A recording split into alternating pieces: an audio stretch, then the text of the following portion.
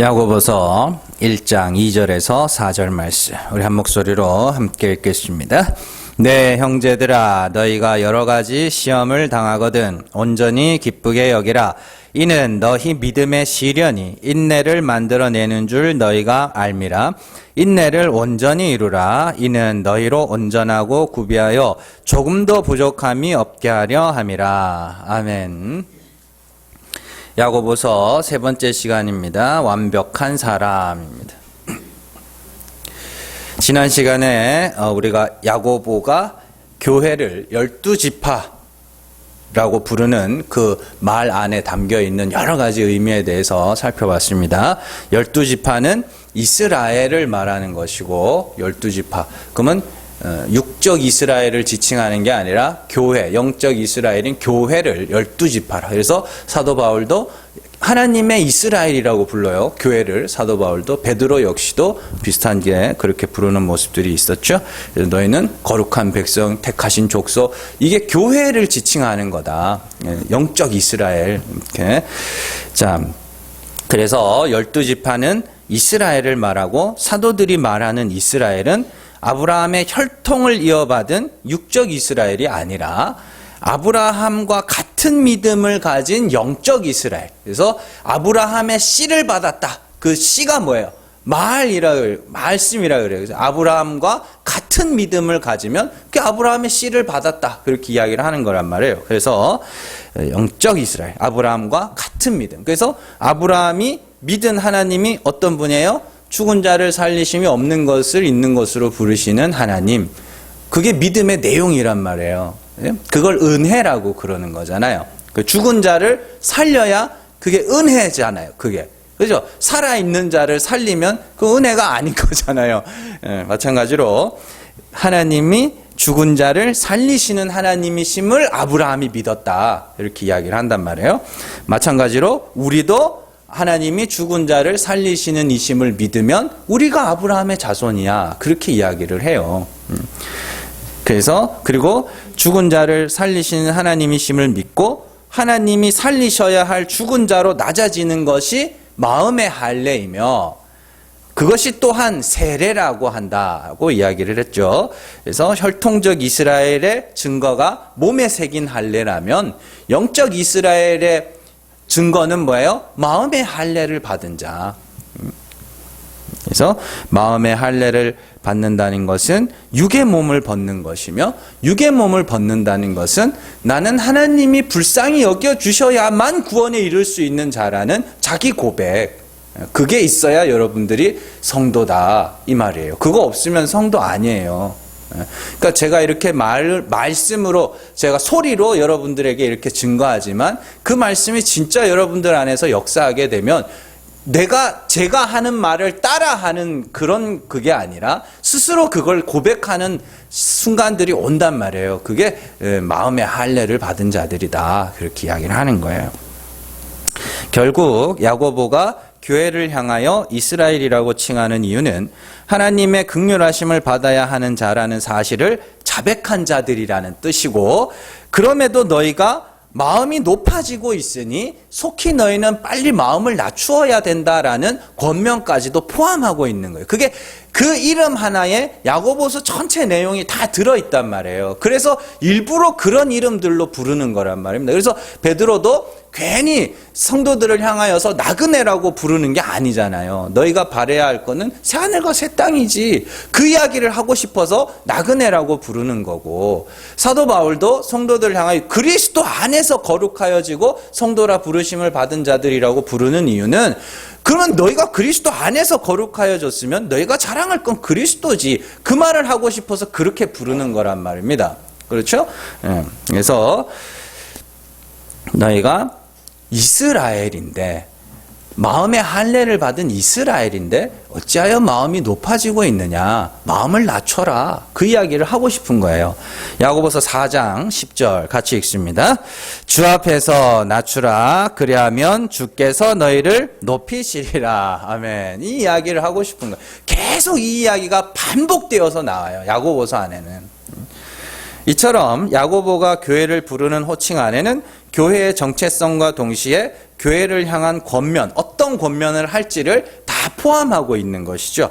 그리고 이 호칭에 담겨진 의미를 알면 야고보서의 모든 내용들도 금방 알 수 있어요. 여러분들 하나님의 말씀인 성경을 이해할 때 말이 갈라져서는 안 됩니다. 제가 계속 말씀드리는 거예요. 성경은 하나님이 어떠한 분인지를 우리에게 나타내기 위하여 주신 책이고, 우리는 성경을 통하여 하나님이 어떠한 분이신지를 알아야 되는 것이죠. 그런데 똑같은 성경을 읽으면서 말이 갈라진다는 것은 그들이 한 분 하나님을 다른 하나님으로 알고 있다라는 뜻이죠. 각자가 다른 하나님으로. 그래서 사도 바울도 성도들에게 같은 말을 가져라. 같은 말을 가져라. 그리고 그 같은 말을 가지는 것이 교회의 하나됨이다. 이렇게 이야기를 해요. 고린도전서 1장 10절 말씀 같이 읽습니다. 형제들아, 내가 우리 주 예수 그리스도의 이름으로 너희를 권하노니 모두가 같은 말을 하고 너희 가운데 분쟁이 없이 같은 마음과 같은 뜻으로 온전히 합하라. 에베소서 4장 13절에서 14절입니다.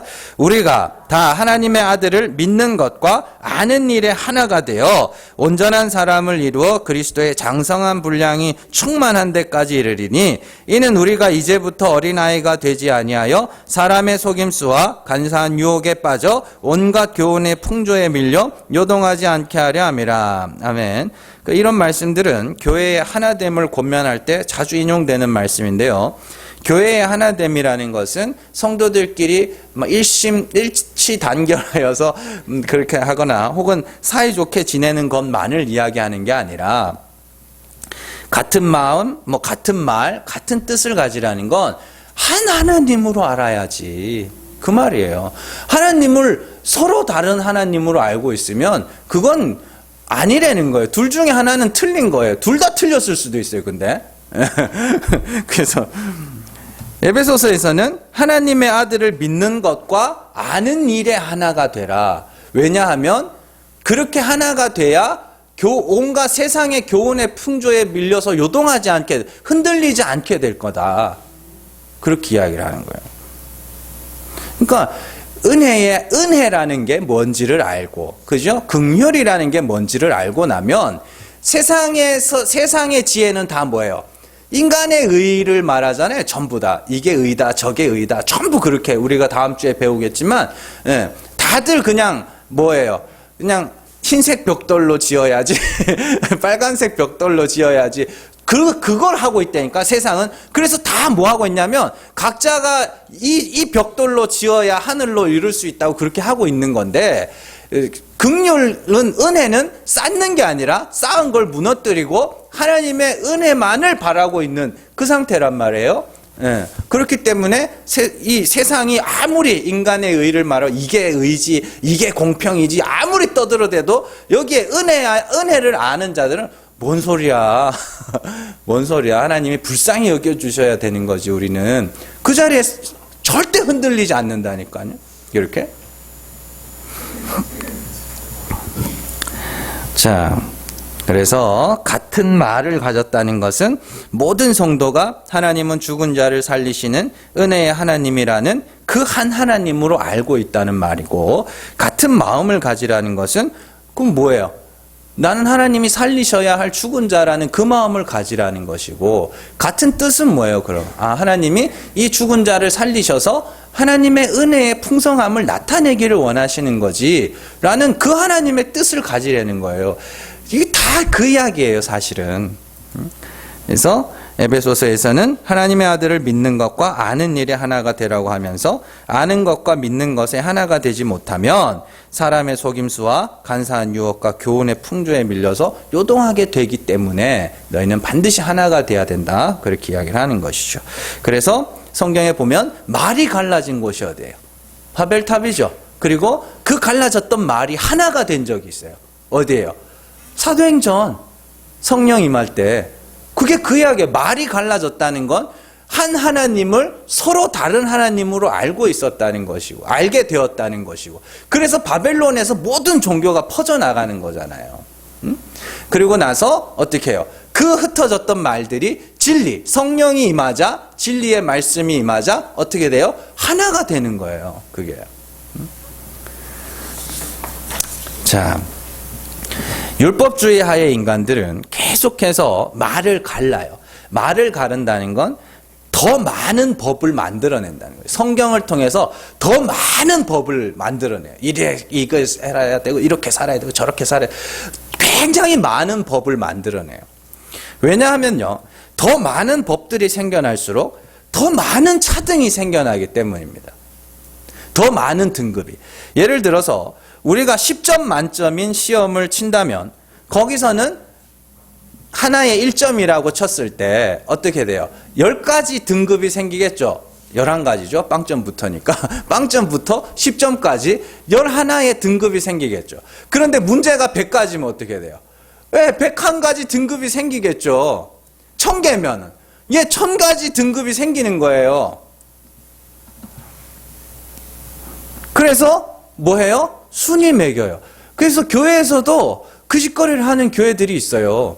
진짜로 아예 그냥 당신의 신앙 점수는 몇 점입니까? 뭐 뭐 어떡하겠다는 거예요? 점수 매겨가지고 더 분발하라고?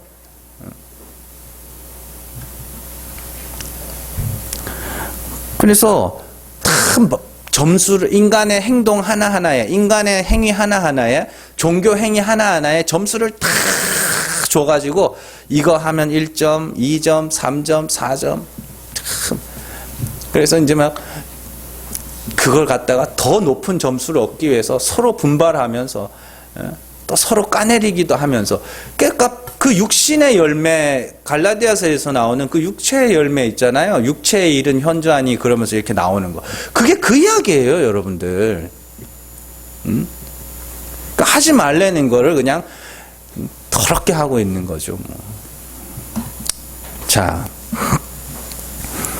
하나님이 죽은 자를 살리시는 분이심을 믿는 자들은 하나의 죄로 죽든지 100가지 죄로 죽든지 반드시 죽음이라는 걸 통과하게 돼요. 그리고 하나님의 긍휼하심을 구하게 되는 거죠. 그러면 그들에게 법은 뭐밖에 없어요? 은혜의 법 하나밖에 없다니까요. 그래서 죄와 사망의 법이 있고 은혜의 성령의 법이 있는, 은혜의 성령의, 생명의 성령의 법이구나. 그 은혜의 법이라고 또 로마서에 보면 나오는데 그거 하나밖에 없어요. 은혜의 법은 그거 하나밖에 없다니까요. 죽어서 살아나는 거. 거기에 무슨 차등이 있어요? 그 은혜를 깨달아서 그 은혜의 하나님을 증거하다가 핍박을 받든 순교를 하든 그들이 그 은혜를 내가 더 나은 자라고 주장할 뭐가 있겠냐고. 그 은혜라는 걸 알아버렸는데 그 아무것도 안 하고 갖다 손 치더라도 거기서 내가 쟤보다 나은데요 못 그런다니까요. 은혜라는 걸 깨달아 버리면, 내가 죽은 자임을 알게 되었다면 하나님이 은사를 주시고 그걸 하게 하셔서 무슨 일을 행하게 하시든지 거기서 자기를 주장할 수가 없게 돼요. 은혜라는 것은 그렇게 되는 거예요. 그래서 진리를 모르는 자들, 참 하나님의 어떠한 분인지를 모르는 자들에게는 서신서를 주든지 율법을 주든지 복음서를 주든지 계속해서 법을 만들어내요. 거기서. 그러나 진리를 아는 자들에게는 뭘 줘도 은혜로 보게 돼요. 하나의 책인데 그렇게 된다니까요. 하나인데. 한 하나님으로 알고 한 하나님을 믿고 한 하나님의 뜻을 품는 온전히 하나 된 교회, 그 말과 뜻과 마음이 하나 된 교회가 참 하나가 된 교회예요. 거기는 갈등이 있을 수 있고 서로 간에 뭐 이렇게 약간의 분열이 생길 수는 있지만 그 말이 하나이기 때문에 찢어지진 않아요. 근데 아무리 사이가 좋고 그래도 말이 다르면, 그 하나님이 어떠한 분인지를 다르면 어때요? 예수님이 뭐라 그래요? 두 사람이 밭을 가는데 하나는 데려감을 당하고 하나는 놔두고 간다, 그렇게 이야기하죠. 예, 그 이야기예요.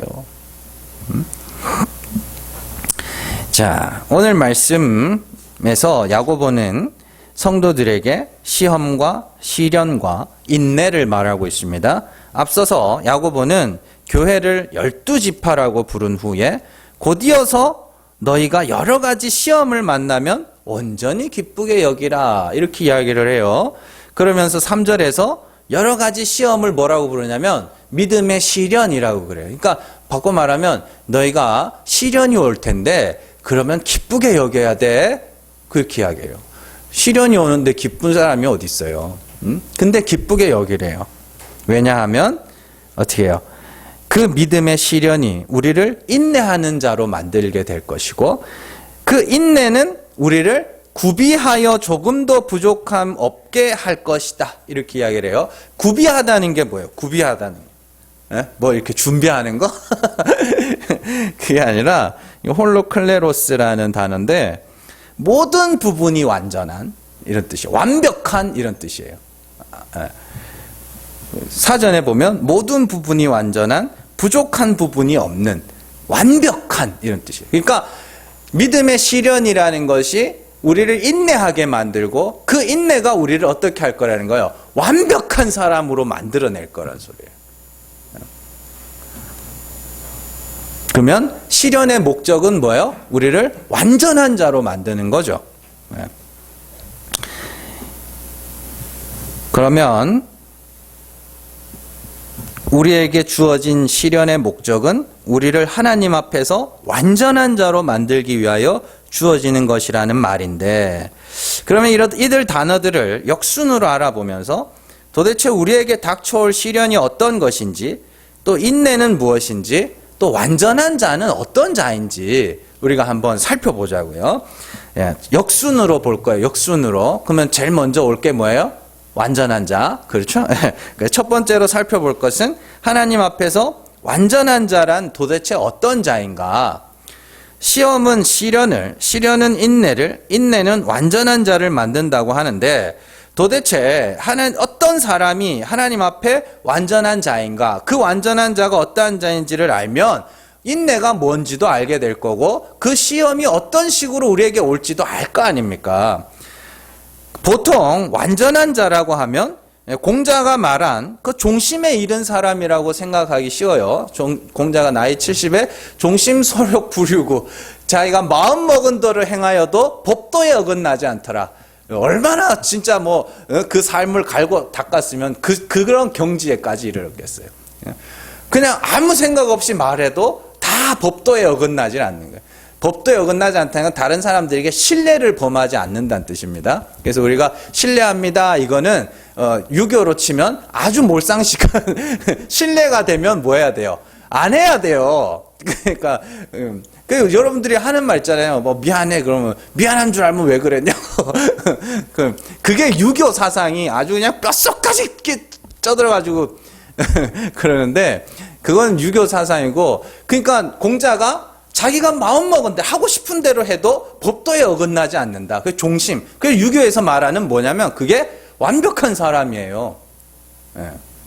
근데 그러면 공자가 했네요. 누군가가. 그러면 사람이 할 수 있으면 우리도 뭐요? 할 수 있겠네요. 그런 거 이야기하겠어요? 공자는 예수도 안 믿는데? 하나님도 모르는데?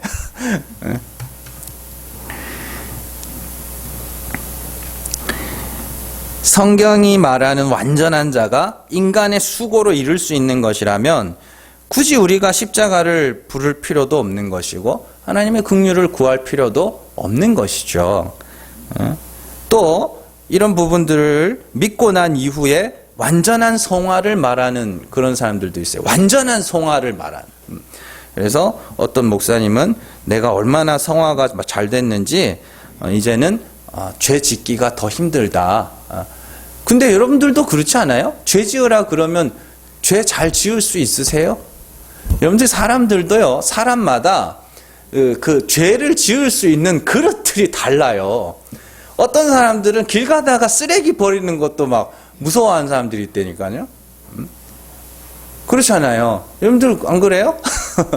사람들 많으면 죄 짓는 거 무서워한다. 사람들 없어도 혹시나 누가 볼까봐 요즘엔 다 CCTV 달려있고 차마다 블랙박스 달려있어가지고 길 가다가 침도 함부로 못 뱉어요. 예. 그런 생각. 그러니까 굳이 종교가 아니어도 그런 건 할 수 있네. 자, 그런데 한번 잘 생각해 보세요. 어느 목사님이 내가 너무 성화가 잘 진행이 돼서 이제는 죄짓기가 더 힘든 사람이 됐다고 그러면 그 사람이 말하는 성화나 공자가 말하는 종심이나 달라요? 똑같잖아요. 그렇잖아요. 그러면 야고보가 말하는 완전한 자라는 건 어떤 사람인가? 우리가 지난주에 영적 이스라엘의 그 마음의 할례에 대해서 살펴봤듯이 야고보가 말하는 완전함이라는 건 믿음대로 된 상태. 믿음이 뭐예요? 여러분들 우리 믿음의 내용이 뭐예요? 하나님은 죽은 자를 살리시는 하나님이야. 이제 그거를 믿었네요. 그리고는 이제 뭐 해야 돼요? 믿음대로 되면 어떻게 돼요? 우리가 완전한 죽음의 자리에 내려앉게 되죠. 그게 완전한 자예요. 하나님이 살리셔야만 구원 얻을 수 있는 완전한 자, 완전한 자기 부인. 아브라함이 75세 때에 하나님을 믿음으로 말미암아 의롭다함을 받았죠. 그리고 그 믿음대로 되자 99세 때에 완전한 불가능한 자, 죽은 자처럼 되었다 그러잖아요. 그게 믿음대로 된 거거든요. 그 상태를 완전함이라 그래요. 왜 완전하다 그러냐? 그 상태를 그때 그 상태가 되어서 하나님이 그를 구원하여야 뭐가 돼요? 하나님의 은혜가 높임을 받을 거 아닙니까? 아브라함이 99세 때 완전히 죽은 자같이 되어 자기 스스로는 아들을 낳을 수 없다는 것을 그냥 몸소 깨달아 버린 그 시점에 하나님이 할례를 행하게 하시고 그 이듬해 아들을 주심으로써 그 아들은 누가 준 거? 하나님이 준 것임을 고백하게 하시잖아요. 그래서 사라가 아들을 놓고 뭐라 그래요? 아, 하나님이 나를 웃게 하는구나. 자기가 낳았으면 그 고백을 안 한다니까요. 그게 완전한 자예요. 100% 하나님의 은혜가 높임을 받게 되는 상태. 그게 십자가의 도라 그래요. 그래서 십자가의 도가 믿지 않는 자들에게는 그건 어리석은 것처럼 보일 거라고 그렇게 이야기하잖아요. 야고보서 2장 5절입니다. 같이 읽습니다. 내 사랑하는 형제들아 들을지어다. 하나님이 세상에서 가난한 자를 택하사 믿음에 부요하게 하시고 또 자기를 사랑하는 자들에게 약속하신 나라를 상속으로 받게 하지 아니하셨느냐. 아멘. 자, 하나님은 세상에서 가난한 자를 택하사 믿음에 부요하게 하셔서 그들에게 하나님의 나라를 상속으로 받게 하시는 분이라 이렇게 이야기합니다. 그러면 하나님 앞에서 완전한 자라는 것은 믿음으로 꽉 채워진 자네요. 완전한 가난한 자네요. 예. 하나님이 구원하셔야만 하나님이 불쌍히 여기시는 방법으로만 구원할 수 있는 자. 그게 완전한 거네요. 그러면 하나님 앞에서 완전한 자라는 것은 결국 믿음으로 꽉 채워진 자, 그 외에는 다른 어떤 것도 존재하지 않는 가난한 자가 되는 것이 하나님 앞에서 완전한 자. 그래서 아까 전에도 우리가 읽었죠? 마음을 낮추라. 그 낮추는 거 완전히 낮아진 자. 99세 때에 아브라함과 사라, 예, 자기들이 죽은 자와 같이 되었을 때, 정말로 그 믿음대로 돼버렸을 때. 그러니까 성도의 완전함이라는 것은 공자가 말하는 종심의 단계에 이르는 것이 아니라 완전한 불가능의 자리에서 온전히 하나님의 은혜만을 바라고 있는 상태, 그 상태를 완전한 상태다 그렇게 이야기하는 거예요. 하나님의 은혜가 아니면 구원에 이르지 못할 자구나. 나는 하나님이 불쌍히 여겨주시지 않으면 나는 진짜 구원에 이르지 못할 그런 자구나. 예, 그게 완전한 자예요. 도저히 믿기지 않으시겠지만 그게 완전한 자라고요. 예수님이 12의 혈루증 앓던 여인을 만났을 때 그 여인의 상태에 대해서 성경은 많은 의사에게 많은 괴로움을 받았고 가진 것도 허비하였을 때 아무 효험도 없고 도리어 더 중하여졌던 차에 12년, 그 혈루증은 부정한, 여자들의 부정함을 상징하는 병입니다. 그러니까 12년 동안 이 여자는 뭘 깨달았다는 거예요? 나는 도저히 이 부정함에서 벗어날 수가 없는 자구나를 깨달았다는 거예요. 그리고는 예수님에게 와서 겉옷자락을 만지죠.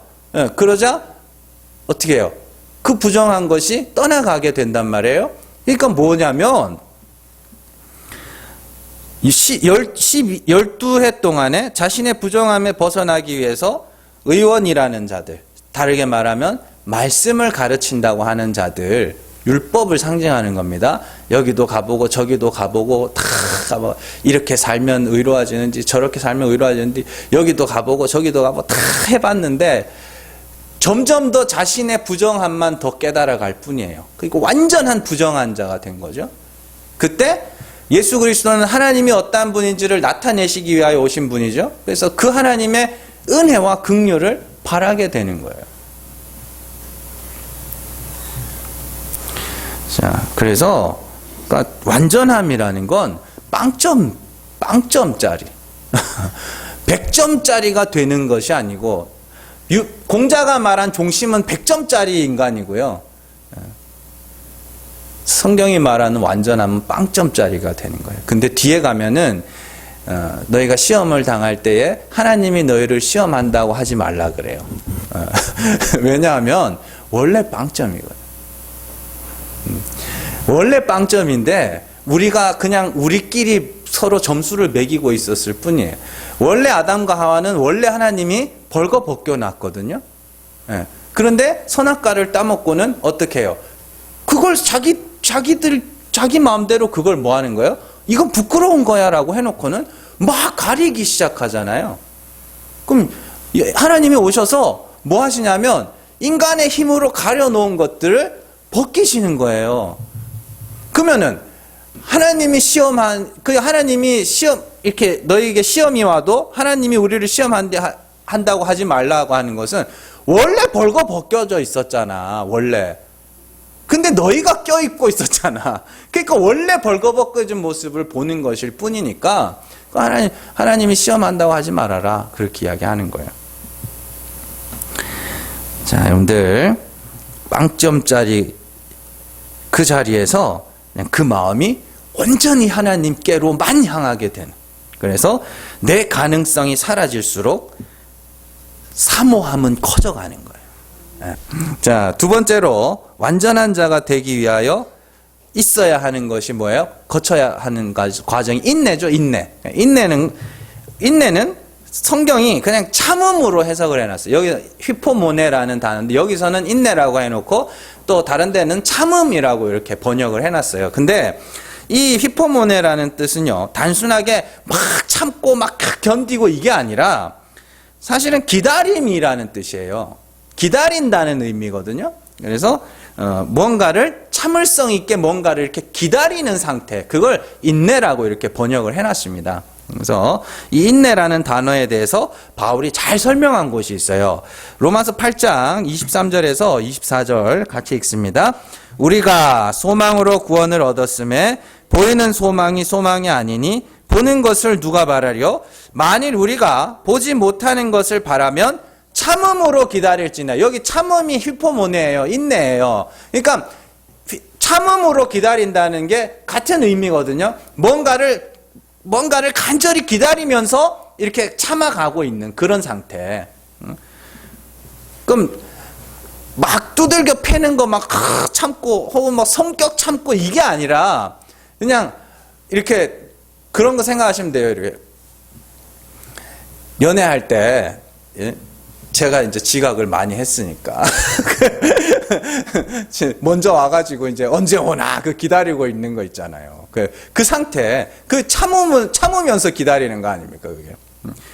그런 단어가 휘포모네요. 그래서 24절에 8장 24절 로마서 8장 24절에 참음으로 기다릴지니라 해서 참음이라는 단어, 그게 휘포모네요. 그래서 무언가를 이렇게 바라고 기다리는 상태. 그래서 성도가 기다려야 할 게 뭐예요? 죽어가는 성도가 뭘 기다리는 거예요? 살리실 하나님을 기다리는 거예요. 예. 마음을 낮추라? 그러면 하나님이 너희를 높이시리라 그러죠. 그럼 하나님이 우리의 높아졌던 마음을 어떻게 해요? 점점 낮추어가면 낮추어갈수록 우리는 뭘 기다리게 돼요? 높이실 하나님의 은혜를 기다리게 되는 그런 이야기란 말입니다. 세 번째로 인내하는 자가 되기 위하여 우리에게 닥칠 것이 시험과 시련이라고 이야기를 하죠. 그러니까 믿음의 시련이라는 것은 가난한 자로, 낮은 자로 되어가는 과정에서 주어지는 모든 일들을 이야기하는 거예요. 내게는 의가 없는 상태, 죄인 중에 괴수인 상태를 알도록 하기 위해서 하나님이 수시로 우리의 죄를 들춰내시고 보게 하시고 자백하게 하시고 내가 알지 못했던 나의 실체들을 낱낱이 고발해내시는 그 모든 일들. 그러니까 예수 믿는다고 받는 박해가 아닙니다. 그런 이야기를 하는 게 아니에요. 우리 마음 안에서 일어나는 일들을 하는 거예요. 그래서 막 내 과거의 일들을 다시 재해석하게 되고 또 어떤 사건이나 일들을 통하여서 나의 민낯들을 보게 하시는 그런 일들을 이야기하는 거예요. 단순하게 집 잃고 돈 날리고 사람 잃고 병 나고 하는 그런 1차원적 시련을 이야기하는 게 아니라 우리에게 주어진 모든 사건들을 통하여서 우리 안에서 내가 내가 이런 사람이야, 이것밖에 안 되는 사람이었어 라는 것에 눈을 뜨게 하신단 말이에요.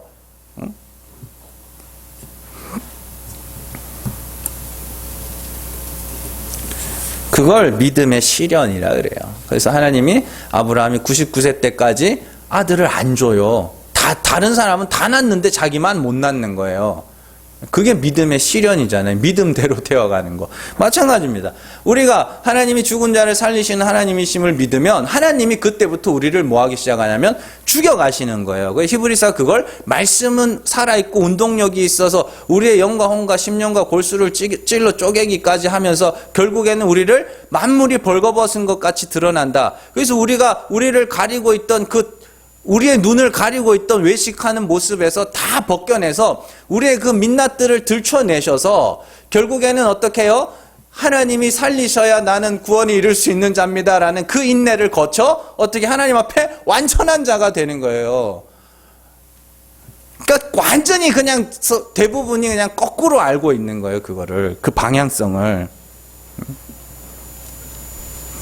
이런 말씀들은 야고보서에만 나오는 게 아니에요. 히브리서 12장 6절에서 11절입니다. 같이 읽습니다.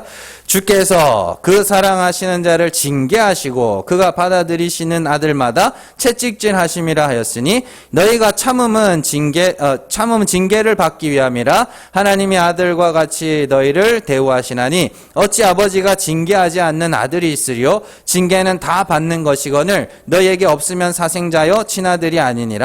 또 우리 육신의 아버지가 우리를 징계하여도 공경하였거든 하물며 모든 영의 아버지께 더욱 복종하며 살려 하지 않겠느냐. 그들은 잠시 자기의 뜻대로 우리를 징계하였거니와 오직 하나님은 우리의 유익을 위하여 그의 거룩하심에 참여하게 하시느니라. 무릇 징계가 당시에는 즐거워 보이지 않고 슬퍼 보이나 후에 그로 말미암아 연단받은 자들은 의와 평강의 열매를 맺느니라. 아멘. 그러니까 이런 말씀들도 한번 보세요. 오늘 말씀은 시련, 인내, 완전함 이런 거죠. 근데 히브리서에서는 시련 대신에 징계.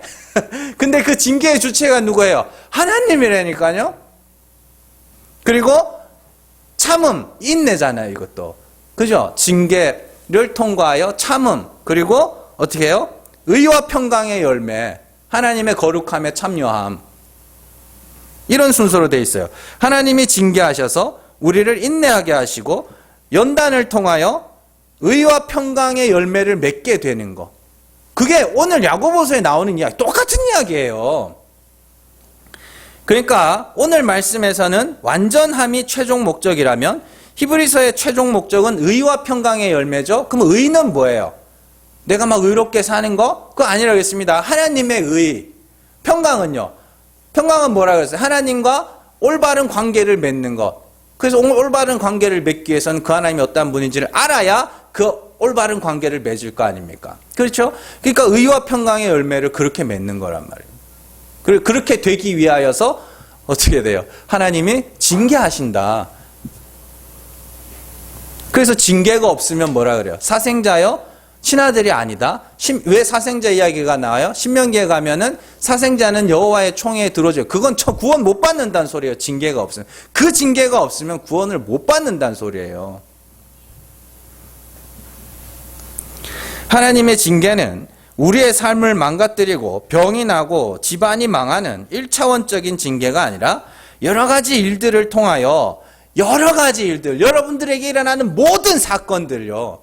그 사건들을 통하여서 나의 죄와 허물을 보게 하시고 또 그것을 인정하게 하시고 자백하게 하심으로 하나님 맞습니다. 나는 주님이 불쌍히 여기주셔야만 구원에 이를 수 있는 그런 자입니다. 라는 그 고백을 하게 하는 거. 그게 하나님의 징계예요. 그래서 어떤 사람은 그거를 돈이 많은 상태에서 행복한 가정에서도 그걸 배우기도 하고요.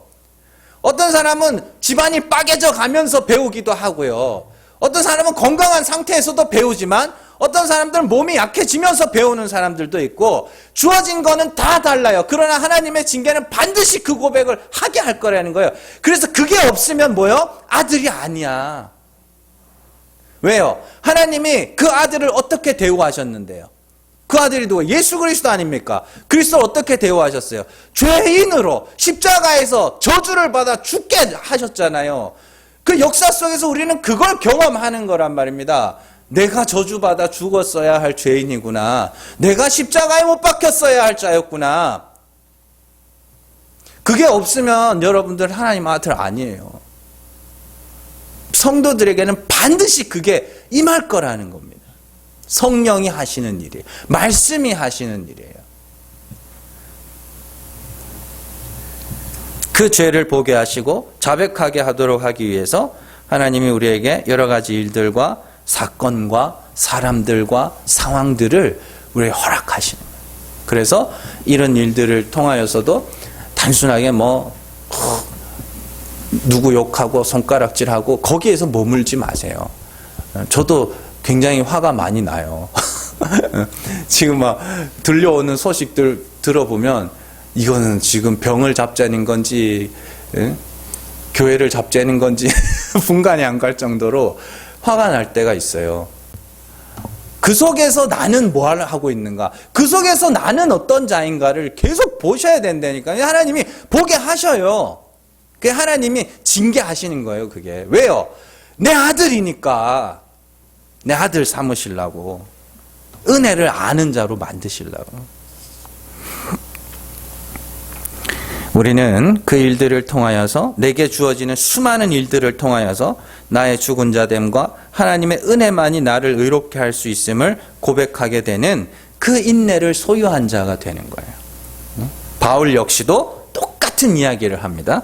로마서 4장 23절에서 5장 4절까지 같이 읽습니다.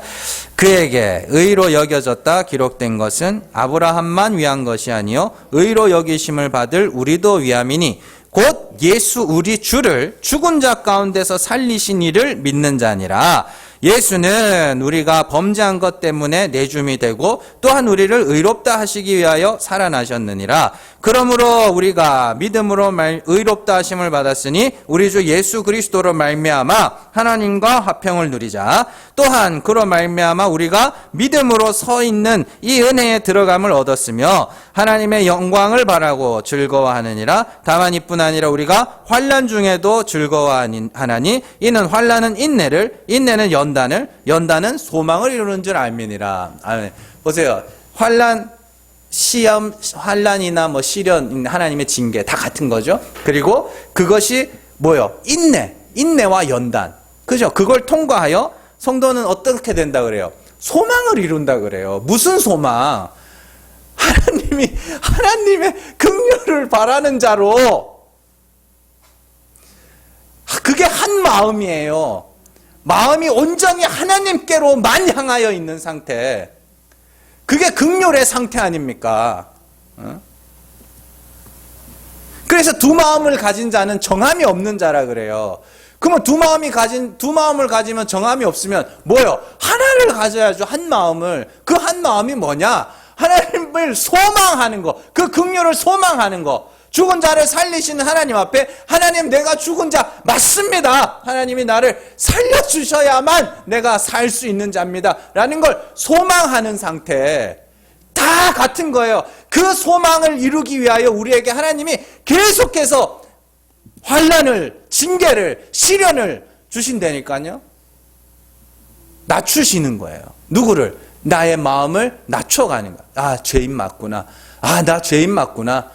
전에는 야, 이 정도는 아닌 줄 알았는데 나 죄인 맞네. 야, 진짜네.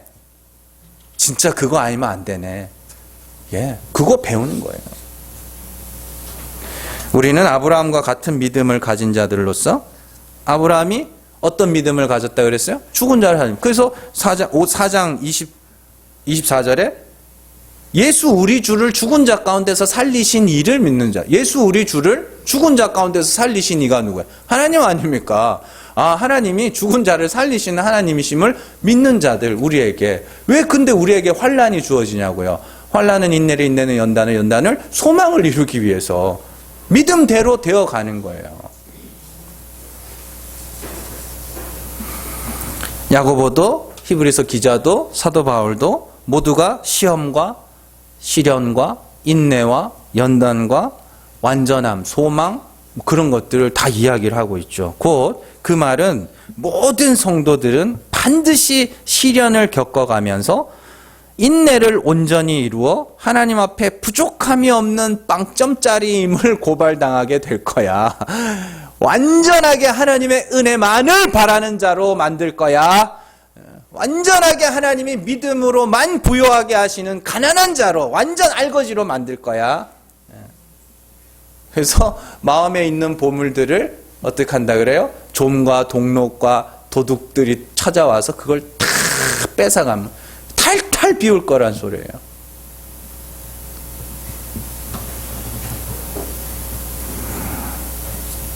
그것이 성령의 역사예요. 성령은 우리를 성인 군자로 만들어주지 않아요. 내가 묻혀있던, 내 안에 감추어져 있던 그 죄악된 모습들을 다 끄집어내서 정말로 부끄럽게 만드는 거예요. 우리를 자백하게 하는 거. 히브리서 기자가 요한 1서에서도 말하고 에스겔도 말하고 우리를 스스로를 믿게 만든. 야, 뭐 이런 인간이 있어. 여러분들 그런 거 가정에서 그런 거 배운 적 없어요? 느껴본 적 없으세요? 수시로 보는데 그래서 여기 와서 저처럼 사세요. 저는 막 이랬어요. 저처럼 사세요. 한마디도 안 해봤어요. 그냥 말하면은 내 부끄러운 거나 이렇게 이야기를 하죠. 왜냐하면 자신이 없어요. 저처럼 살라고 어디 가서 말할 자신이 없어요. 왜냐하면 그걸 살아가고 있는데 어떻게 그 말을 하겠냐고. 되게 부끄러운 사람이에요, 제가.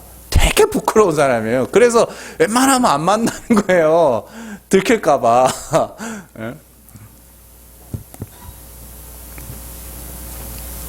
성령은 우리를 훌륭한 인격의 사람으로 만들어주는 것이 아니라 내 기억 저편에 깊이 묻어두었던 내 죄와 허물들을 끄집어내서 똑바로 보게도 하시고 나의 인생을 다시 보고 기억을 바로잡게도 하시고 그와 동시에 정말로 나는 구원에 이를 수 없는 불가능한 자구나 라는 것을 고백하게 하세요.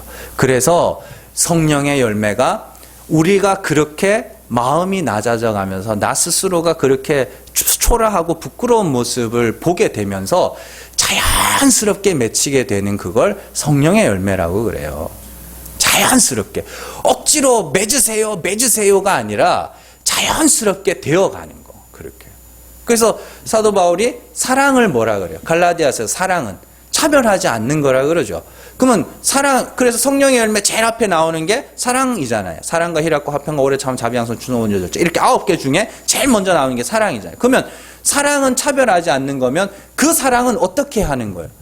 내가 죽을 죄인임을 알아가니까 누구도 차별할 수가 없어요. 다 나보다 나은 자로 보이는 거지. 그건 억지로 하는 게 아니라니까요. 말씀이, 하나님이, 진리가 여러분들 안에서 열심히 일을 하여 자연스럽게 되어가게 돼 있는 거예요, 그건. 그러니까 이거를 성령의 열매를 맺으세요. 그거 내가 맺는 열매지. 그러니까 맺으라 그러면 뭐, 난 사랑했는데 쟤는 안 한다고. 그러고들 앉아 있는데 그게 아닙니다, 여러분들. 말씀이 여러분들 안에서 일할 때 그런 게 나오는 거예요. 자연스럽게.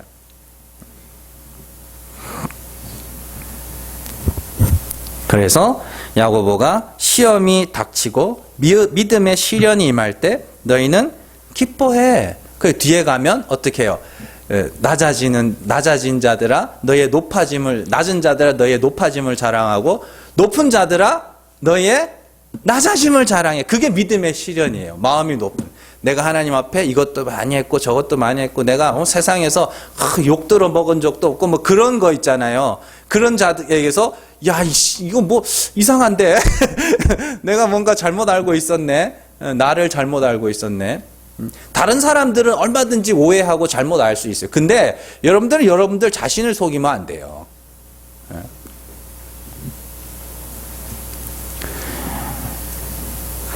자, 하나님의 아들이신 예수 그리스도께서 우리의 죄를 짊어지시고 죄인으로 죽으셨죠. 그게 도살당할 어린 양이잖아요. 예수 그리스도 이사야서에 나오는 도살당할 어린 양 예수 그리스도죠.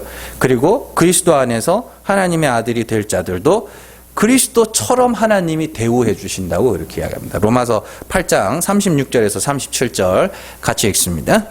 기록된 바 우리가 종일 주를 위하여 죽임을 당하게 되며 도살당할 양같이 여김을 받았나이다 함과 같으니라. 그러나 이 모든 일에 우리를 사랑하시는 이로 말미암아 우리가 넉넉히 이기느니라. 아멘. 보세요. 우리가 종일 주를 위하여 죽임을 당하게 되며 도살당할 양같이 여김을 도살당할 예수 그리스도입니다. 예수님처럼 여김을 받았다는 거예요. 왜요? 하나님의 사랑이 우리를 구원하신다는 걸 깨닫도록 하기 위해서. 그래서 바울이 보면 내가 맨날 죽어가고, 그죠? 종일 주를 위하여 죽임을 당하고 도살당할 양같이 그렇게 여김을 받았는데 어떻게 했다 그래요? 이 모든 일에 우리를 사랑하시는 이로 말미암아 내가 저주받아 죽어야 할 죄인이네라고 낮아지면 낮아질수록 우리의 마음이 하나님의 긍휼하심으로 향하게 될 때에 그걸 이겼다라고 이야기를 하는 거예요. 그게 이기는 거예요. 그래서 믿음이 이기네 우리 찬양하는데 믿음이 이긴다는 게 뭐냐면 내가 죽어가는 게 이기는 거라는 소리예요. 여러분들 하나님은 우리를 수시로 징계하시는 분이며 시험과 시련과 환난을 주시는 분이에요. 아들이라서 그래요. 아들이라서. 그래서 우리가 온전히 하나님의 은혜만을 의지하게 하시는 분이며 우리의 소망이 하나님께로만 향하게 하시는 분이에요. 그래서 그들을 구원하여 아들로 삼을 때 우리가 뭐예요? 그 은혜를 찬송하게 될 거 아닙니까? 그런 하나님의 계획을 갖고 우리를 이렇게 이 역사 속에서 여러분들이 낮추어져 가는 거예요. 날마다. 그런 일들이 생길 때마다 슬프지만 어떻게 해요? 기뻐하는 거예요. 사도 바울이 고린도후서에서 그러잖아요. 근심하는 자 같으나 기뻐하는 자요. 당연하죠. 내가 죽어가는데 내 죄가 들통나고 내가 모자란 자로 내가 죄인으로 그렇게 들통이 나는데 근심하죠. 왜 나 이것밖에 안 되나 슬퍼하죠. 그러나 죽은 자를 살리시는 하나님이심이 하나님이 나를 낮추어 가신다는 걸 깨달을 때 그렇지 이게 사는 길이지라고 거기서 한번 피식 웃는다니까요. 그런 과정 속에서 우리에게서 내가 주도하지 않은 변화와 이전과는 다른 삶이 나타나요. 변화들이 있다고요. 내가 주도하죠. 누군가가 막 강제로 이거 하면 복 준다, 저거 하면 복 준다 하는 그런 식의 억지 변화 말고 정말로 말씀이 역사하여 나타나는 변화들이 있어요. 그러나 어떤 변화가 나타나든지 우리의 자인식은 점점 낮아지고 가난해지고 결국에는 죽음의 자리에서 하나님의 은혜만을 바라게 되어 있어요. 그들이 완전한 자들입니다. 그들이 완벽한 사람들이 완벽하게 하나님의 은혜의 풍성함을 나타낼 자들. 뭔 말인지 아시겠어요? 잘 이해를 하셔야 됩니다. 그 일들을 통과하면서 하나님의 다시 살리심을 기다리는 인내하는 자, 그 소망이 나의 어떤 행위나 삶이나 열매가 아닌 하나님의 은혜로만 향하는 그 부족함이 없는 자. 그래서 이제는 스스로 경건하다 일컫는 자가 아니라 아이고 하나님이 불쌍히 여겨주셔야지, 하나님이 불쌍히 여겨주셔야 내가 구원에 이르지, 그걸 고백할 수 있는 자, 그 완벽한 사람. 여러분들에게 많은 시련과 그 시련으로 말미암은 인내와 그리고 그 인내로 말미암아 온전히 부족함이 없는 완벽하게 하나님의 은혜만 나타낼 수 있는 주의 백성들 될 수 있기를 주님의 이름으로 축원합니다. 기도하겠습니다.